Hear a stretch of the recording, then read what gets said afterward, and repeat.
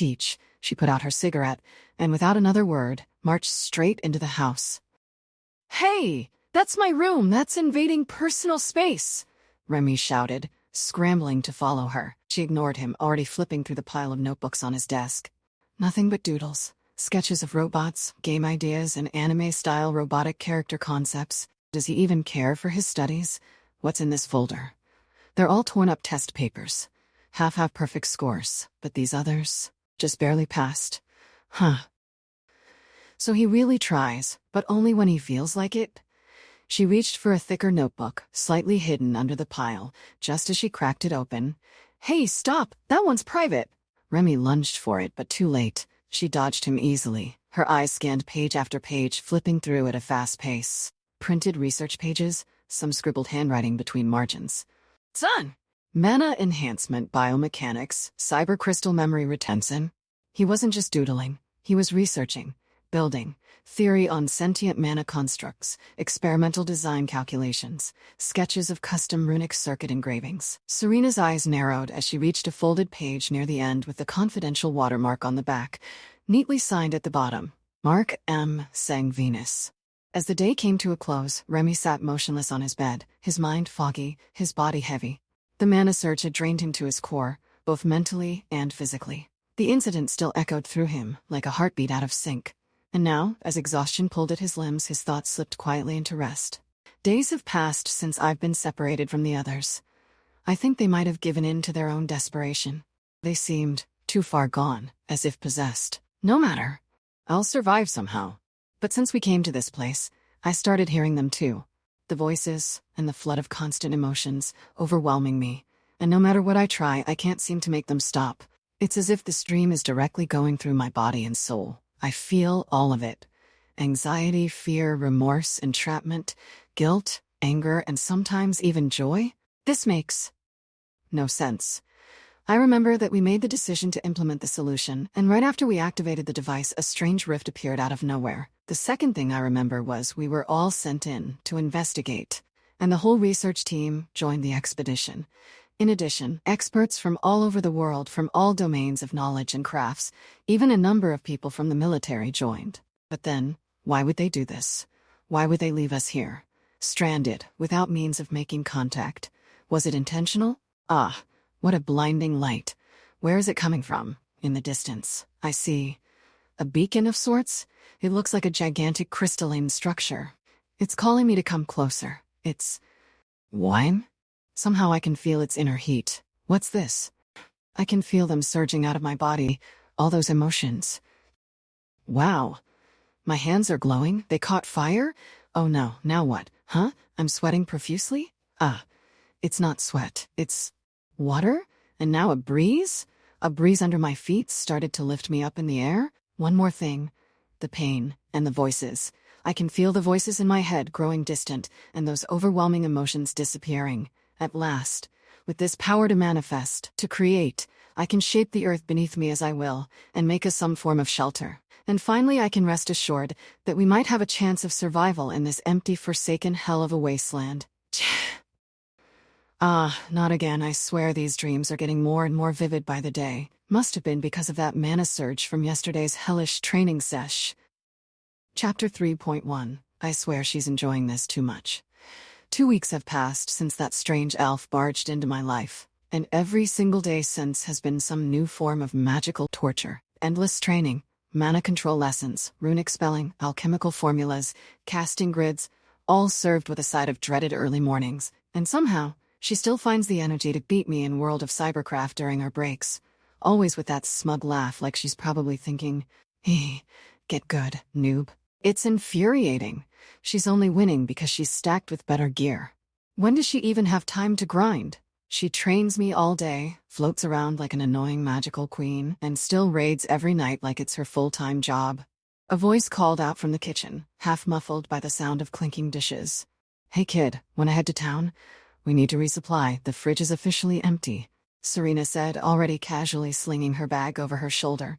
Remy, surprised by her speed, turned his head toward her and shrugged. "Wow, that was fast." "Yeah, I mean, sure. But I don't have any money. Father confiscated my card after I stopped caring about my grades." He slumped a little. Apparently, limited edition gotcha skins don't count as academic progress. Serena pulled a card from her pocket with a smug grin. You mean this card? Holding it up between two fingers, Remy's eyes widened with surprise. What? Hey! Where did you get that? Your father mailed it to me. Said it should cover groceries and emergencies. Her smug grin started to disappear as she added, and knowing you, I'm expecting plenty of both. Remy looked away, mumbling something, clearly annoyed. You're the foodie here. You've been stacking plates since you got here. The fridge was supposed to last for 2 months. I can hear you even when you're mumbling, Serena rolled her eyes. I'm burning extra calories teaching your lazy butt magic. Those meals don't make themselves, she said, putting the card in her handbag and grabbing her staff. Stepping outside the house in the yard, she tapped it against the gravel, and it shifted with a soft hum, entering flight mode. With a practiced hop, she swung one leg over and settled into position. Come on, get on, you're sitting in front. She patted the space ahead of her, wearing a smile just a bit too sincere to be trusted. What? But I've never flown before. He eyed the staff warily. Are you sure that thing can carry both of us? Serena replied confidently. It's all right. Hop on, patting the space in front of her, again, like it was a totally safe and perfectly normal passenger seat of sorts. I promise I won't let you fall. Then she added with a grin, if you behave. All right, Remy mumbled, climbing onto the staff, still visibly unsure. A second later he felt her behind him, close, wrapping her arms around him tightly to grab the staff, her chest lightly pressing against his back. He stiffened. His face turned red. This is way too close for comfort. Serena blinked as a few strands of Remy's hair brushed against her cheek. That feels soft. Sniff, sniff. And it smells surprisingly fresh. Her cheeks warmed. She coughed, as if to clear the emotional tension hanging in the air. Ready, Remy? I'm counting down. 3, 2. She didn't finish. Whoosh! The staff shot into the air like a mana-powered rocket. Kia! Remy's scream had pitched higher than he'd ever admit. Chapter 3-2, The Trading Plaza, Favors and Mana Crystals. After some time, Remy got used to the altitude and finally opened his eyes. By the gods, I'm still alive. Whoa, that's Trevelia from above? It looks like something straight out of a video game.